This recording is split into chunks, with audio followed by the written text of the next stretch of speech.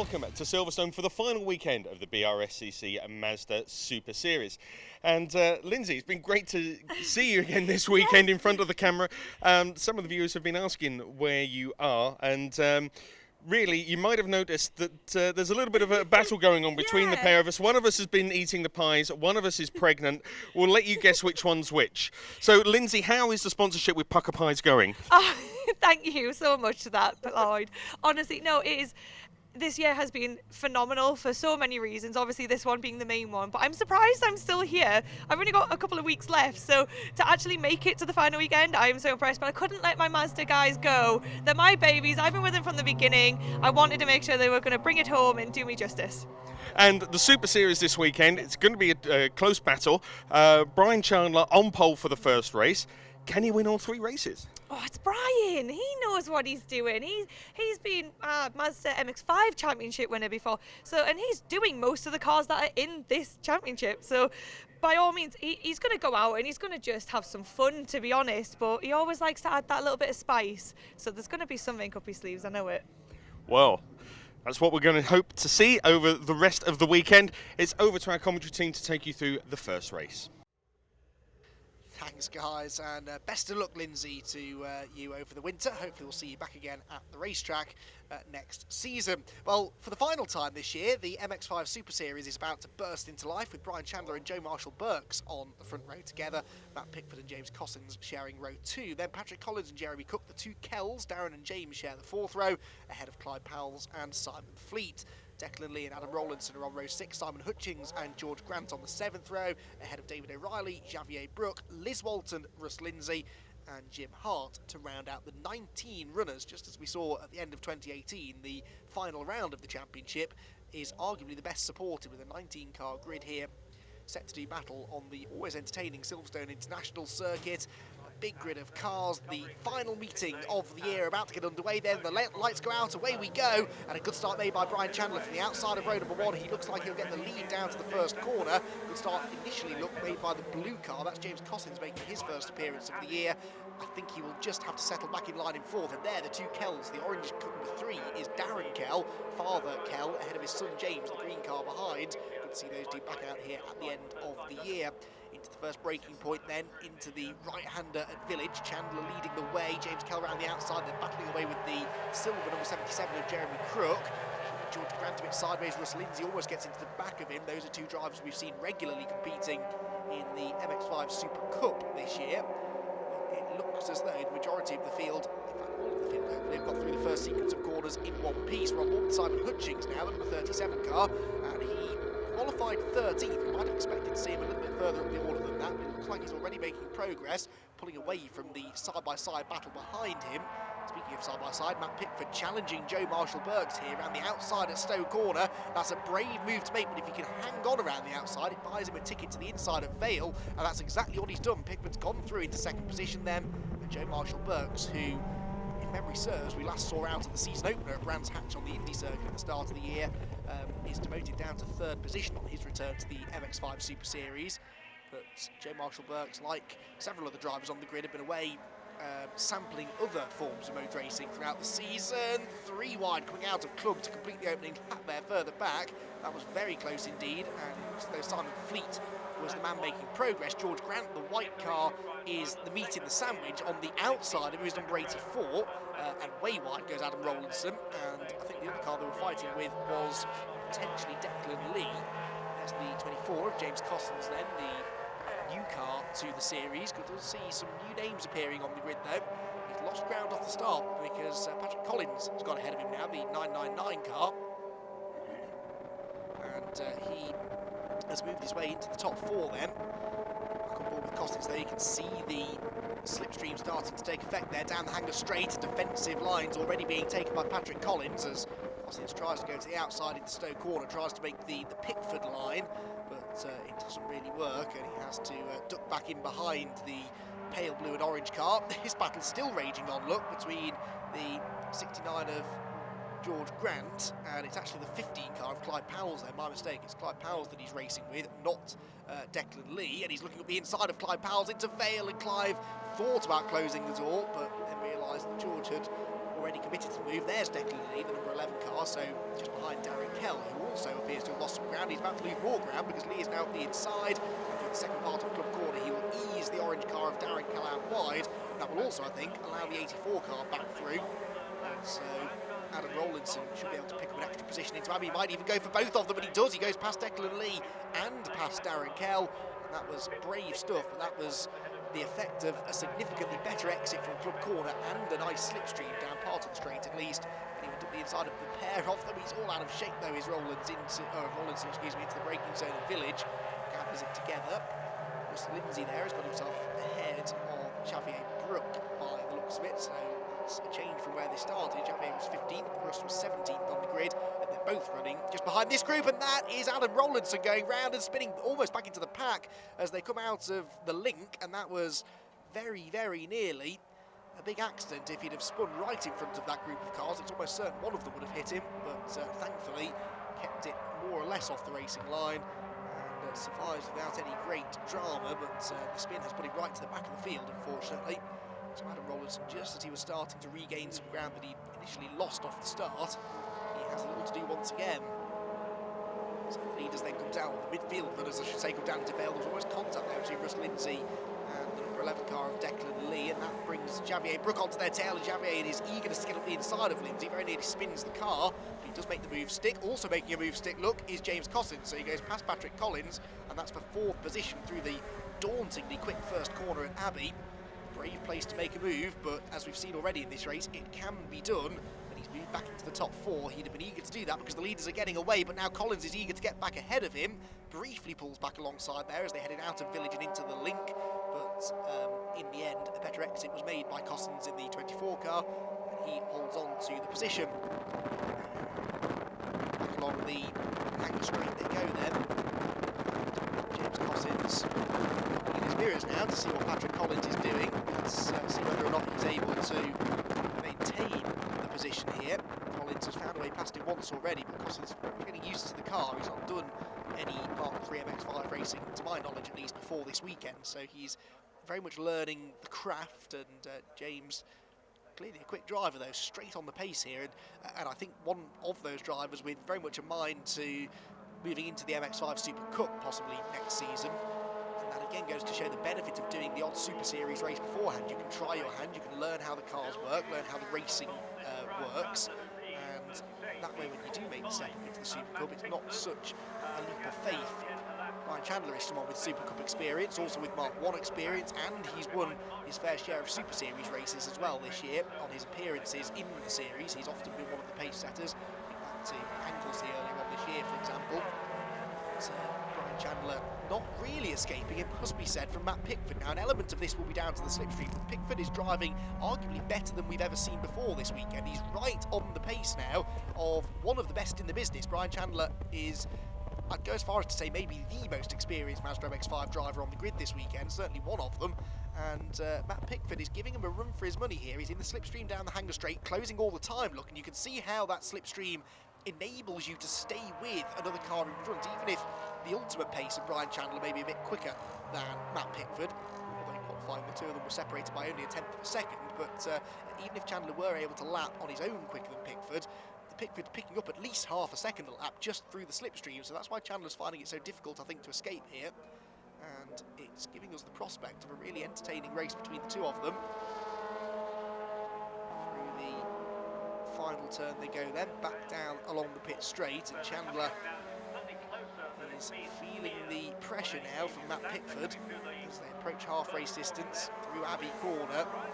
Maybe a dab on the brake just to get the weight on the nose of the car, but it's pretty much a flat-out right-hander. And they really hit the brakes into Village. They're pulling away from Joe Marshall-Burks, and there's a mistake there from Brian Chandler as he goes into Village. Did he pick up the apex? I think he maybe was a bit wide, and so that will give a little bit of hope to Matt Pickford that he might be able to take the fight properly here to Chandler. At the moment, he's just sort of running around in his wheel tracks, but if Chandler keeps on making mistakes, not something we often see from Brian, but he did definitely lock up the brakes there going into Village. If he keeps doing things like that, then Matt Pickford might possibly sense an opportunity to get a first ever victory. He's had podiums this year, has Matt. He had one at Pembrey, another one at Snetterton, and that one in particular was impressive because we had a decent sized entry at Snetterton as well, and he managed to get himself into the top 3 positions there. But he has yet to win a race in the MX-5 Super Series, or at least this season hasn't won a race in the MX-5 Super Series, I know that for sure. And this is probably the best opportunity that he's had so far. He's survived the opening exchanges well. He actually gained a position at the expense of Marshall Burks at the start, on the first lap. He's now looking every bit as quick as the race leader. There goes Patrick Collins then, the treble 9 car through Club Corner. Onto the pit straight, definitely dropping away from Cossins, who's catching Marshall Burke. So the third place pair of cars are getting themselves together. Then Collins, then James Kell, racing Ginettas so far this season, having appeared in the MX-5 Super Series at the start of the season. They've got this nice little battle going on between number 37, which is Simon Hutchings, and number 21, Simon Fleet. Just helping to name Simon in this challenge. We've seen Simon Orange racing in the series in the past, haven't we? And he and Simon Fleet are often together, and now Simon Fleet has himself a new playmate of the Simon variety. And this time it's Simon Hutchings that he's overtaken there through Village Corner. Simon Hutchings did not get a particularly good run through, and a bit wide on the brakes, missed the apex, and that left the door invitingly open for Simon Fleet. Needed no second invitation. This is the Hutchings eye view now, going down the Hackney straight. So he tries to pick up that toe and maybe have a go at retaliating at the end of the straight into Stoke Corner, but I don't think he's going to be quite close enough. Collins there in danger, you'd say, being caught by James Kell here, whilst it's side by side for third place now. James Cossins going around the outside of Joe Marshall Burke, so trying to, but they're both very late on the brakes, and in the end it's Cossins that runs wider. So now he'll need another couple of laps probably to get that close again, but that was impressive stuff from Cossins. No sooner had he caught Marshall Burke than he was trying to execute an overtake and get past him. Lead situation much the same as it has been all race, really, pretty much together between the top two, but not exactly nose to tail though, are they? Pickford just needs to close that extra car length or so onto the tail of Brian Chandler in order to perhaps get close enough to really start applying the pressure. If you're going to force a mistake out of someone like Brian Chandler, you need to be quite a bit closer to him than Pickford is right now. He's at least secure in second place though. There's third place Burks, fourth place Cossins, the 24 car. Novice cross on the back of his car as well, just to demonstrate that he is a racing rookie, or relative racing rookie, with not very much experience under his belt. Needed closer together than ever now. Look, going down into Stoke Corner. So Matt Pickford, who's been racing in the MX-5 Super Series since its inception at the start of last year, is looking very racy here. Try and find a way past Brian Chandler. He'll be buoyed, no doubt, by the fact that he's keeping up with Chandler here, and actually at this stage of the race looks like he could be a real menace to the BC Cars team owner and owner-driver as well. Brian Chandler does a little bit less racing these days than he used to. There was a time a few years ago when he was a regular competitor in BRSCC's various Master MX-5 championships, championship contender indeed, but nowadays splitting his time between driving and being team boss. So whenever he's out there, he is quick. Declan Lee has been quick on occasion this year as well, but he's struggling a little bit this weekend. And he's got an altered tow with an altered slipstream with in front of him, so he's been caught again now by George Grant. And also Darren Kell not far behind, so that's the trio of cars you can see on screen going through Abbey Corner. George Grant there, the Clapham North liveried machine, which we've seen racing in the MX-5 Super Cup for the last few seasons now. George does enjoy these Super Series races. He's definitely a driver that seems to have benefited from competing in Super Series. He's a bit more competitive when he's then run away and raced in the Super Cup, and it also just doubles the amount of racing that he gets to do. And George is really enthusiastic about his racing, so any chance he gets to get behind the wheel and get out on the racetrack, he will snatch with both hands. Side by side here, Clyde Powell's trying to snatch a place from 37, which is Simon Hutchings. So Hutchings going backwards a little bit now. We saw him lose out to Simon Fleet a lap or so ago, and now another position lost to the 15 of Powell's, although we're trying to get him back on the inside into Vale. Late on the brakes, but the door was always likely to close, as indeed it did. So Clyde Powell's maintains the position that he's just acquired. And now look to pull away, because there are other cars not far up the road who could potentially overtake here. That may take a little bit of doing, because we're moving now into the second half, well into the second half of the race. Brakes there, and there you can see that. So the first stamp on the brakes going into Abbey, that was to slow the car down as such. It was simply to check that rattling over the curbs the previous sequence of corners had knocked the brake pads off the discs, My word, that was a big slide from Hutchings through the left-hander there at Farm Curve. For a moment, it really looked like he was going to go off the road completely. Brilliant car control there from Hutchings. And certainly gave me cause to pause for a moment. Get back to that braking issue in a minute, because we've got side-by-side action here for third and for fifth place. This is Costons having another go around the outside of Joe Marshall-Burks, this time into Stowe corner. And behind, James Kell was attacking Patrick Collins as well for fifth position. Cossins is off the road. Thankfully there's a tarmac runoff area there, so he doesn't lose any time, and he won't be allowed to gain any time from running over the white lines either, so once more has to slot back in behind.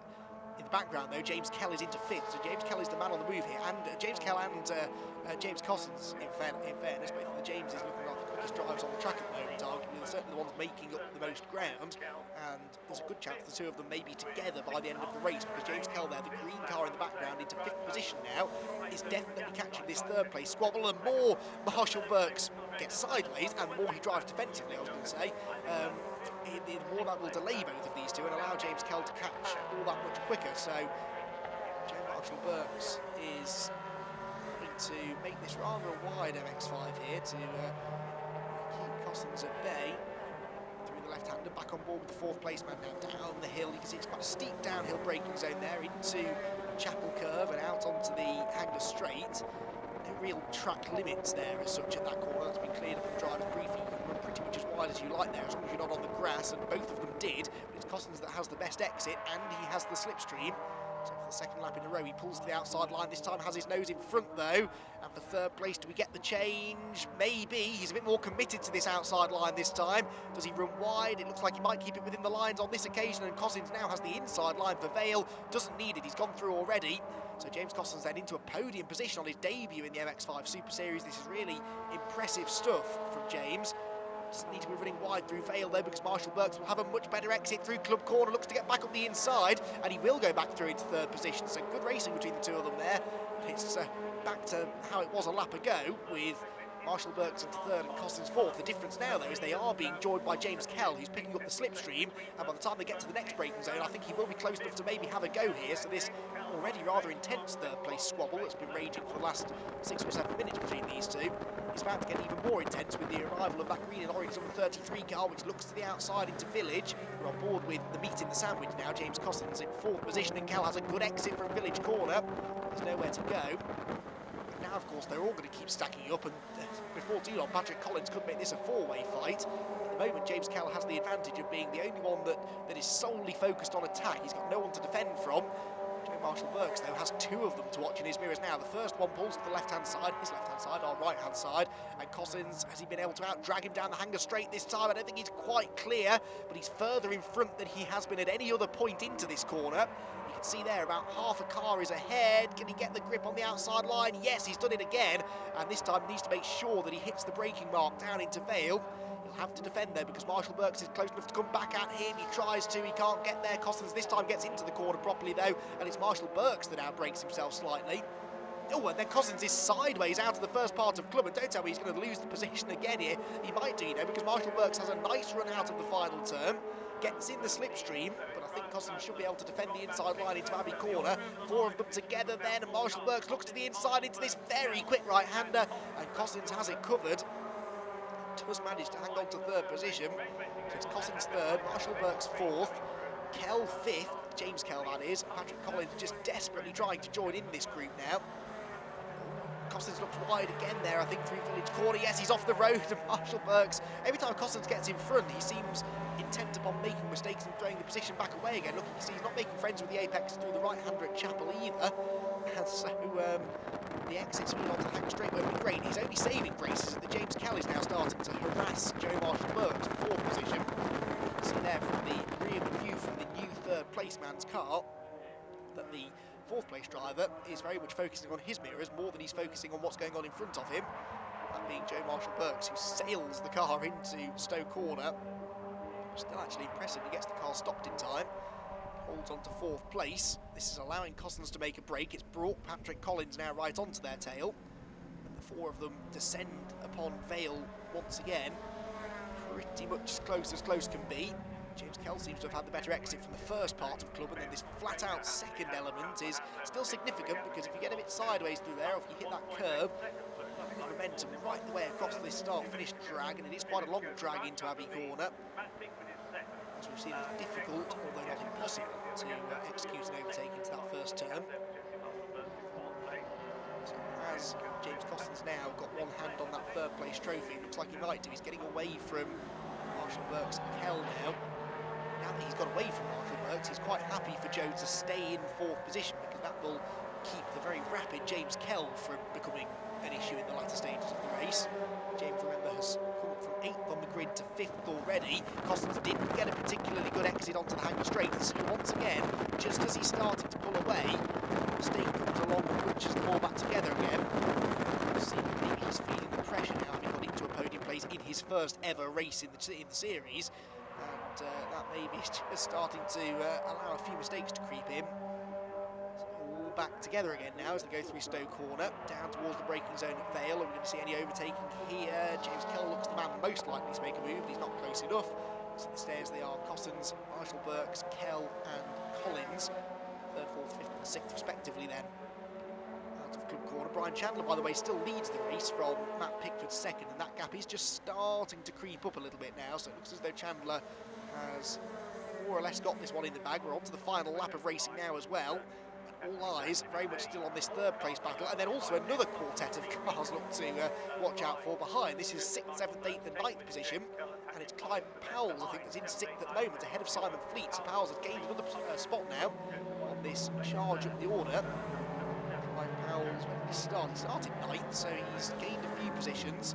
Simon Fleet then right behind him, then number 37, which is Simon Hutchings. And then at the back of the group now, I think it's 77, isn't it? Jeremy Crook, who has been one of the big losers here, having started 6th. He's now towards the tail end of the top 10. Great scraps raging here right the way through the order. Nice to see, as I said at the start of the race, a big grid of cars this weekend for the MX-5 Super Series.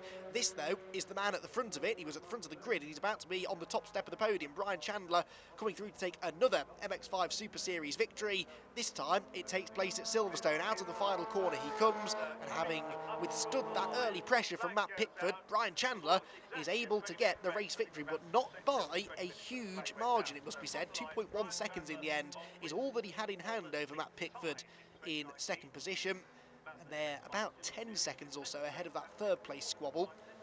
Here is confirmation of how that finished then, with Chandler the winner, 2nd place going to Pickford, 3rd position for Cossons, and Marshall Burks 4th, with Kell 5th and Collins 6th. They stayed as they were. Then it was Powell's Fleet, Crook and Declan Lee, because Simon Hutchings was given a 12-second time penalty, a driving standards penalty after the race. That dropped him down to 12th position on the final result. Liz Walton rounds out the field. All 19 starters, though, got to the end, and it was a really, really good race from all of them.